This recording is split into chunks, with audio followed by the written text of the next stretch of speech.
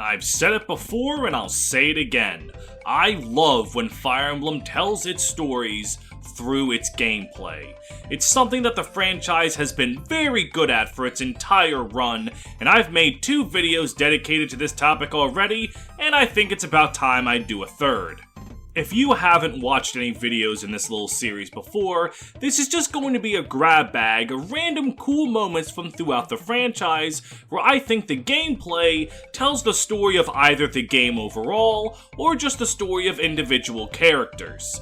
There's no real rhyme or reason to this, I'm just gonna start yapping, and if you enjoy that, please consider leaving a like and a comment on the video, and if you don't, normally this is where I give some kind of threat alluding to the fact that if you don't like and subscribe I'll kill you, but I'm in a good mood today, so I won't do anything.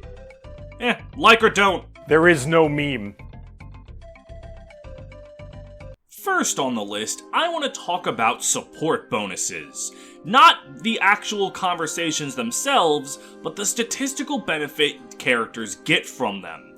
The system started in Fire Emblem 3, and it wasn't something you had to unlock by having characters fight with each other. They were just a free, innate 10% accuracy, evasion, and critical for units that would make sense to have some kind of bond.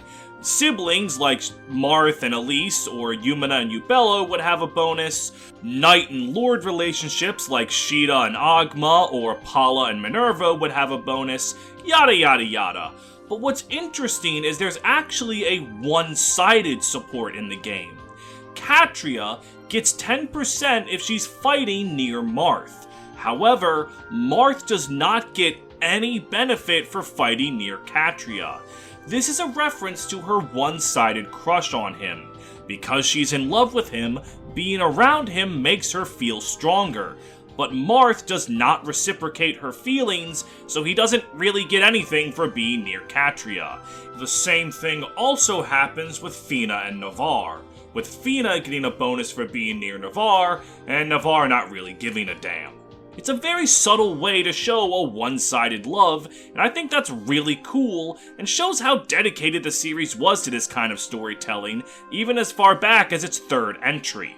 But beyond Fire Emblem 3, I also want to talk about the Game Boy Advance games, because they have a neat thing in their support system as well, and that's the speed of which certain supports are acquired.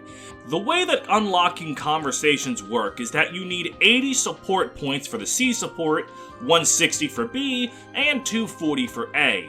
But not every relationship is created equal. Different characters have different starting points and different bonuses they get for being near each other, with closer bonds growing and starting faster than others. We'll use Erica as an example because she's my favorite and she gets special privileges on this channel. Erica's strongest support is predictably with her twin brother Ephraim, having a massive base 30 and increasing by 4 every time that she's near him. Conversely, her slowest growing and starting support is with Celes, the man who she has no prior knowledge of and literally meets during the course of her journey, starting at the very low 5 support points and only gaining a pitiful 2 for every turn they're near each other, because their relationship has to start from ground zero. I really like this because it helps the characters feel more fleshed out. These previous relationships were born and nurtured well before the start of the game. It helps the characters feel like they had an entire life before the player ever interacted with them. And sure, you can still have them bond with the random stranger they met on their journey, that's completely possible, but the fact that they are complete strangers even down to the coding of the game, I think that's kinda cool. And to bookend this bit about support points, I want to go to another character-specific case. In Fire Emblem Awakening, the Myrmidon Lon Q has a severe case of gynophobia, the fear of women. It's mentioned multiple times in his supports that he is not comfortable around them at all and gets very nervous when one gets close to him. And this is reflected in his supports, as he needs a higher amount of support points to get a C support with any woman than he does with all of his male supports. But to reflect Lan Q's genuine desire to face his fears and become stronger for it, he needs less support points to A-support the women than he does any of his men supports, which I think is a neat little way to show his growth and how he is overcoming his fear little by little.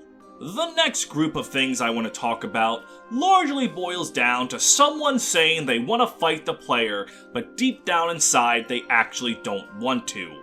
Now, there are plenty of instances in the franchise where someone is attacking the player's army, and even though they're a good person at heart, circumstances are going to have them fight to the bitter end anyway. Camus, Selena, etc., etc. This isn't necessarily about them. It's about the good people that fight the player's army, but aren't quite so dedicated to their cause that they're without reason. For example, in Fire Emblem 7, there's the character Lloyd Reed. He's part of an assassin group called the Black Fang, and over the course of Fire Emblem 7, the Black Fang is continually gutted of all of its genuinely good people and replaced by the evil Nurgle and his morphs. In particular, Lloyd's brother Linus can potentially be killed by one of Nurgle's henchmen, and long after that, Nurgle ends up being the last man standing of the original Black Fang. And when he fights you, his dialogue seems to indicate that he's well aware he's going to die that day. And whether or not he doesn't want to surrender because of foolish pride or anguish over the life he's known being destroyed doesn't really matter, but what does is that he will not hurt the few people he has left to care about. His adopted sister Nino can be in the player's army, and if Nino moves into Lloyd's attack range, he will not attack her. He'll defend himself if she strikes him, but he will never be the aggressor who attacks her. Even if you cause him to leave the throne and move to attack you, he'll never look Nino's way. He genuinely is going as out of his way as possible to not kill Nino. He doesn't want to lose her as well. This is in contrast to Linus, his brother, because if you have Lloyd be the one that gets killed by Nurgle's henchmen, Linus is overcome with rage and absolutely will kill Nino because he's been fooled by Nurgle's lies. But not Lloyd. Even at his lowest moment, he still loves and cares about Nino. It's a very strong, subtle thing that shows a lot about Lloyd's character and how his actions don't entirely line up with the words that he says to some of the other characters. He's putting on a front, knowing that this will be his last day alive. Radiant Dawn actually does this a lot, with its whole shtick being the fact that you're witnessing multiple different perspectives of a continental-wide conflict. It's only natural that they show how units in one of your armies have a relationship with units in another and how fucky that is. For example, Braum and Meg, father and daughter, will never attack each other in maps where there is enemies. Har will not attack Jill. All enemy dragons will not attack Ina and Kurth. There's actually quite an extensive list of people who won't attack each other, and it's really cool to showcase how important these bonds are even when the world drives you into conflict with one another. I think it's really neat. And this last one I actually learned from a Twitter thread by a Twitter user named Vestra Enjoyer, so shout out to Hubert fans for teaching me a thing or two. In Fire Emblem Birthright, Xander has lower stats when you fight him as a chapter boss than when he was chasing the player down in the theater. Given what went on in the story right before this fight, it's very clear that Xander's lower stats were because he was intentionally holding back, especially after having his little sister Elise die in his arms. What I like about this is not only is this shown in the gameplay, but I like how it comes full circle from the game's first chapter of it being a spar between Xander and Corrin. And on top of that, Corrin themselves realize this. They call Xander out for holding back immediately. And it's obvious that they would notice, given that they've sparred with Xander their entire lives. It's a very good way to show Xander's feelings in his last moments. It's just a genuinely very good fight, and a genuine highlight to Birthright's narrative, and I've always believed Birthright's narrative is not that terrible.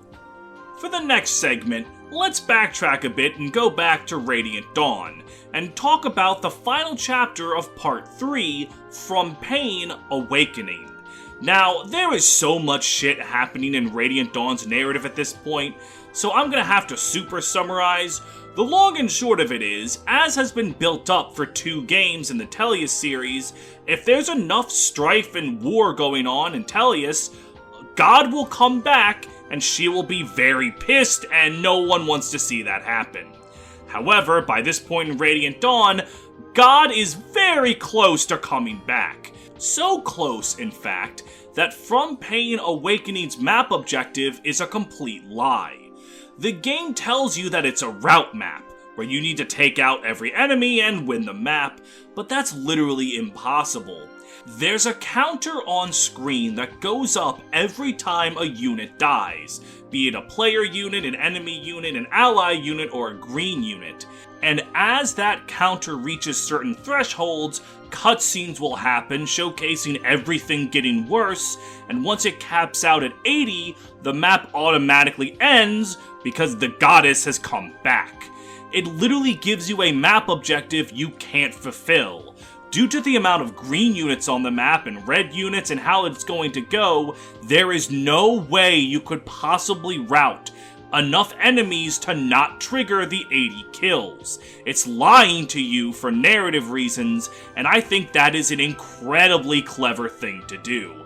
It's definitely one of the coolest moments in all of Radiant Dawn, because the whole time you're playing, you're going, what the fuck's that thing doing there? And then you very quickly realize what the fuck that thing's doing there. It's a fantastic moment, and I really like that sometimes a video game will just lie to you. More games should do that. To close out this video, I'm just gonna fire off a bunch of quickies that largely boil down to check the status screen of a unit while they're on the map for a little Easter egg. First of all, one of the most famous examples of this, in Fire Emblem 4, on character stat screens you're able to see the holy blood that character has. And Arvis, when he shows up on the prologue, has minor blood of Lopter, which is something that the player doesn't understand at the moment, but as the story goes on, that becomes a very, very big plot detail, and it's told to the player long before it becomes relevant.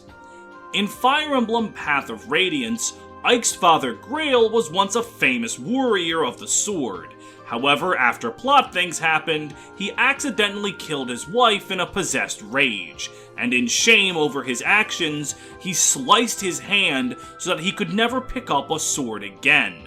And this is shown in his status screen, as his sword rank is only A instead of the perfect S rank that he has with axes, alluding to the fact that he doesn't have, or rather can't have, the skill with the blade that he once did. And in Fire Emblem Echoes, the villain Berkut sacrifices his wife Renea in a tiny spot of inferiority complex driven insanity, happens to the best of us, and in doing so, turns her into a flaming witch. And when you fight them, Renea is equipped with the Prayer Ring, which gives the skill Miracle, a chance to survive a fatal blow based on your luck stat. But Renea has a luck stat of 0, indicating that it is far too late to save her at this point. She doesn't have a prayer in the world. It's really depressing, but by God is that really cool. And that just about wraps it up for today's installment. I really enjoy looking at this stuff through the franchise's history, as there's so many unique ways every single game does it that I could make an entire 26-episode season on this stuff. It's really cool to me. Speaking of, if you have any gameplay story integration moments you like, please let me know in the comments. I could do an episode entirely on fan suggestions, because I'm certain every single person watching this has a different moment they're thinking of, and I would love to hear about it. Before this video ends, I want to give a quick shout out to my patrons, whose constant support have been incredibly helpful over the years of making these silly little Fire Emblem videos. My patrons include the likes of Adebayo Thompson, Alex Araliga, Amew is not beating the Tails allegations. Andrew Crockett, Bean Juice, Benz Again, Hell on Heelys, Jae Hyun, Despacito 2, Larmachi, Lie 7 Bolt, Marth War Criminal, Morgan Logan, Played Arrow, Played is pronounced like the pattern, Ranger Man Sam, Sean Vossi, Shen Lu, Viri the Artist, Yo Girl Owen, Brentendo 11, Drew Hack, Fire Emblem Lord, Ginger, Goo Goo Gaga, Cornelia Milkers 92, Inverse, Lev Maverick, Maple Knight, Sombret, and Upscale Furry Trash. Thank you all for your continued support, and I'll see you in the next one. Take care.